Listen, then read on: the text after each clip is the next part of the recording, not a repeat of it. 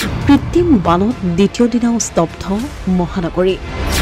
গৃহবন্দী জনতা এবটল খোৱা পানী খাদ্য সামগ্ৰীৰ বাবে কৰিছে হাহাকাৰ কলৰ ভূৰত শেষকৃত্য সম্পন্ন কৰিবলৈ নিব লগা হৈছে মৃতদেহ শুকুৰবাৰে পুৱাৰে পৰা অহা মুষলধাৰ বৰষুণৰ পাছত সৃষ্টি হোৱা কৃত্ৰিম বানপানীৰ ফলত দ্বিতীয় দিনাও স্তব্ধ মহানগৰীৰ স্বাভাৱিক জীৱন যাত্ৰা ৰুক্মিণীগাঁও হাতীগাঁও জুৰিৰপাৰ বৰ্তমানেও কৃত্ৰিম বানপানীৰ কবলত গাড়ী বাইক নহয় মহানগৰীৰ ৰাজপথত চলিছে কলৰ ভূৰ অথবা নাও কৃত্ৰিম বানৰ মাজতে গুৱাহাটীবাসীয়ে চলাই গৈছে জীৱন সংগ্ৰাম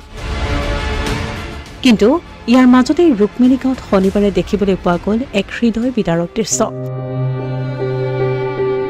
কৃত্ৰিম বানৰ মাজতে ৰুক্মিণীগাঁৱত কামেশ্বৰ হাজৰিকা নামৰ এগৰাকী লোকৰ মৃত্যু হোৱাত কলৰ ভূৰত তুলি শ্মশানলৈ নিব লগা হয় মৃতদেহ পানীৰ বাবে চৰকাৰত সোমাই যাব নোৱাৰাত কলৰ ভূৰতে দুনিয়া নিব লগা হ'ল নশ্বৰ দেহ এই কৰুণ দৃশ্যই এতিয়া মৰ্মাহত কৰিছে গুৱাহাটীবাসীক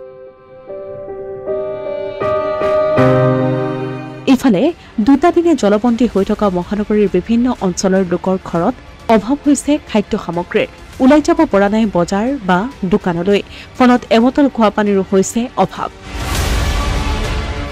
প্ৰশাসনৰ লোকে পানী আৰু বিস্কুটৰ যোগান ধৰিছে যদিও সেয়াও পোৱা নাই বহুতেই একো খোৱা নাই চপাৰতে কি খাম একো খোৱা নাই বিস্কুট আছিল এক পেকেট চল দুটা দাই খুৱাই কিনে আমি এনেকৈ আছোঁ পানী খাই মুখ্যমন্ত্ৰী হিমন্ত বিশ্ব শৰ্মা চৰকাৰৰ দিনতেই তিনিবাৰকৈ বদলি কৰা হ'ল গুৱাহাটী উন্নয়ন দপ্তৰৰ মন্ত্ৰী কিন্তু কোনো সুফল নেপালে মহানগৰবাসীয়ে মন্ত্ৰী আহে আৰু যায় কিন্তু মহানগৰবাসীয়েহে কষ্ট জমৰ যাতনাৰ পৰিত্ৰাণ নাপালে আজিলৈকে বৰং এখন এম্বুলেন্স বানপীড়িত অঞ্চললৈ সোমাব নোৱাৰাকৈ কেৱল শ্লোগানতহে উন্নত হ'ল মহানগৰ মহাসাগৰত পৰিণত মহানগৰত বাস কৰা এইসকল লোকৰ দুৰ্দশা এতিয়া বুজিব কোনে